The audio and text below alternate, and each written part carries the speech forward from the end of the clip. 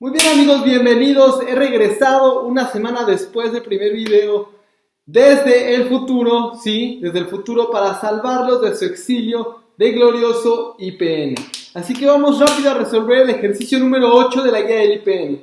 Entonces nos piden obtener el mínimo común múltiplo de estos dos números enteros. Ahora ustedes se preguntarán quizá, ¿qué es el mínimo común múltiplo? Pues vamos con una pequeña introducción. Y para esto voy a utilizar el número 3 y 2 para entender qué nos están pidiendo. Como pueden darse cuenta, en esta columna tenemos los primeros múltiplos del 3. 3, 6, 9, 12, 15, 18. Y en esta columna tenemos los primeros múltiplos del 2. 2, 4, 6, 8, 10, 12. ¿De acuerdo? Como pueden darse cuenta, hay números, es decir, hay múltiplos que aparecen tanto en la columna del 3 como en la columna del 2 y los he encerrado en un recuadro azul, ¿de acuerdo? Por ejemplo, el 6 aparece en las dos columnas y el 12 aparece en las dos columnas.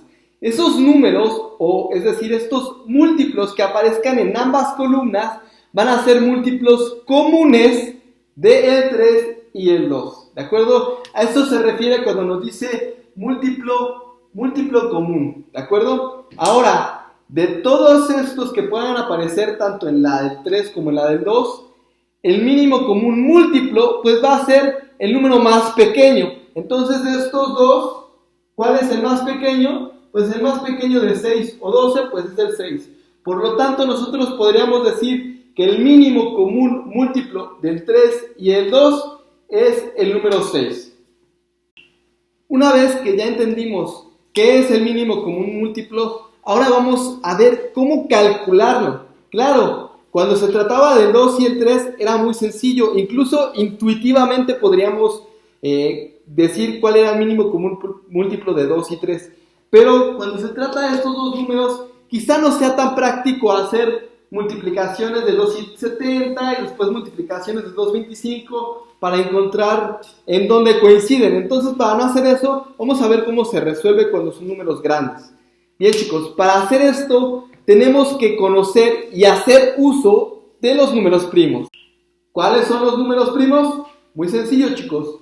Los números primos son aquellos que solo son divisibles entre sí mismos y entre 1. El más pequeño de todos pues es el 1, solo es divisible entre sí mismo. Después está el 2, después está el 3, después está el 5, a continuación el 7 y después seguiría el 11, ¿de acuerdo? ¿Por qué los demás no? Porque el 4, que no es primo, es divisible entre 2 y ahí ya no cumple la condición de que solo sea divisible entre sí mismo. Después el 6 tampoco es primo porque el 6, además de dividirse entre sí mismo, puede dividirse entre 2 y entre 3, ¿de acuerdo? Entonces, solo voy a poner los primeros números primos, ¿de acuerdo?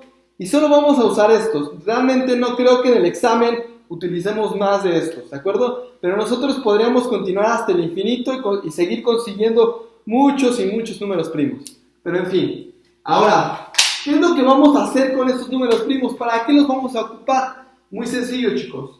Lo que vamos a hacer es que vamos a tomar el primero de estos números primos, ¿sí? El primero después del 1, ¿sí? Que sería el 2, ¿de acuerdo? Vamos a utilizar el 2, chicos. Siempre vamos a comenzar con el más pequeño. Y lo que vamos a hacer es que vamos a tratar de dividir a uno de estos dos, por lo menos, entre el 2, ¿de acuerdo, chicos? Si por lo menos uno de estos dos se puede dividir entre 2, entonces lo vamos a ocupar.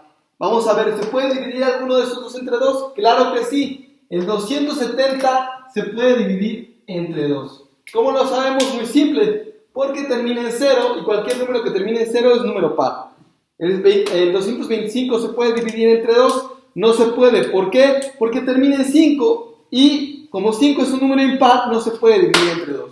Entonces, lo que vamos a hacer es que este que no se puede dividir entre 2, lo vamos a pasar tal cual, chicos. No lo vamos a cambiar.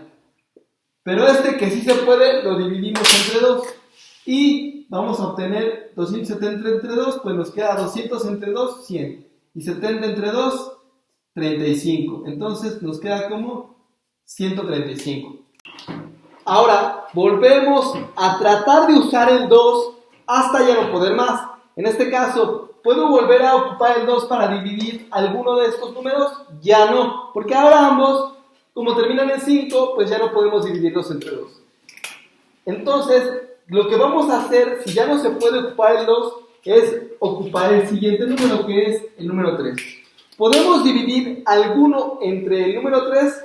Resulta que aquí los dos pueden dividirse entre 3. Una manera rápida de saber si un número se puede o no se puede dividir entre 3 es sumando los dígitos.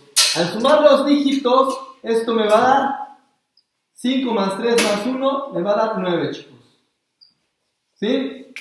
Y si la suma de los dígitos es un múltiplo de 3, quiere decir que el número sí se puede dividir entre 3. Igualmente, si aquí sumo los dígitos, esto me va a dar 2 más 2, 4 más 5, 9. Quiere decir que también es divisible entre 3. Entonces, dividiendo rápidamente entre 3 estos dos números, voy a obtener que aquí caben el 13 4 veces, me sobra 1 más el 5 y aquí me cabe 5 veces. Entonces, el resultado es 45. ¿Sí? Muy bien. Ahora, aquí en 225 entre 3, me va a dar que entre 3 cabe 7 veces, 7 por 1 son 21, para 22 son 5 y aquí cabe 5 exactamente. Entonces aquí me da 75. Muy bien. Y como usamos el 3, entonces el 3 lo voy a poner aquí, chicos. ¿De acuerdo? Volvemos a tratar de utilizar el mismo número, que es el 3. ¿Podemos dividir entre 3 a ambos? Claro que sí. 4 más 5 me da 9. Y como el 9 es múltiplo de 3 también. 7 más 5 me da 12. Entonces también es divisible entre 3. Al dividir entre 3 rápidamente, chicos, esto nos va a dar que cabe una vez. Sobra 1 más el 5 y cabe 5 veces. Muy bien. Entonces aquí es 5. Y ahora el 75 entre 3, pues nos da que aquí cabe 2 veces. Sobra 1 más el 5 y aquí cabe 5 veces. Muy bien. Entonces aquí nos da 25. Como usamos el 3, lo volvemos a poner, chicos. Ahora, ¿puedo volver a usar el 3 para dividir alguno? Claro que sí. Este se puede dividir entre 3. Este ya no. Como este ya no lo puedo dividir, este lo paso igual. Y este lo divido entre 3. ¿De acuerdo? Y me da 5. ¿Puedo volver a usar el 3, chicos? Ya no, porque ahora ninguno de los dos es divisible entre 3. Entonces voy con el siguiente número primo, que sería el 5. Entonces, al dividir entre 5, esto me da 5 entre 5, pues me da 1. Y 25 entre 5 me da 5. ¿Puedo volver a usar el 5? Claro que sí, porque este es divisible entre 5. Entonces, este pues ya no se puede dividir más, lo dejo así. Y este 5 entre 5 me da 1. ¿De acuerdo? Entonces, este proceso, chicos, lo vamos a realizar hasta que en las dos columnas obtenga 1 como resultado. Hasta que en las dos columnas lleguen al número 1, hasta ese punto van a realizar estas operaciones. Ahora, ya que hicimos todo esto, ¿en dónde está el mínimo común múltiplo? Muy sencillo, chicos. El mínimo común múltiplo está aquí, ¿de acuerdo? Al multiplicar todos estos números, chicos, obtenemos el mínimo común múltiplo. Entonces multiplicamos 5 por 5 y eso me da 25. ¿De acuerdo? Ahora 25 por 3 me da 75. 75 por 3 me va a dar 225. 225 por 3 me va a dar 675, ¿sí? Y finalmente 675 por 2 me va a dar 1350. ¿De acuerdo? Al multiplicar 5 por 5 por 3 por 3 por 3 y por 2 obtengo 1350. Por lo tanto, 1350 es el mínimo común múltiplo de estos dos números. ¿De acuerdo, chicos? Muy bien, ha sido un placer de nuevo estar aquí con ustedes y nos vemos hasta la próxima.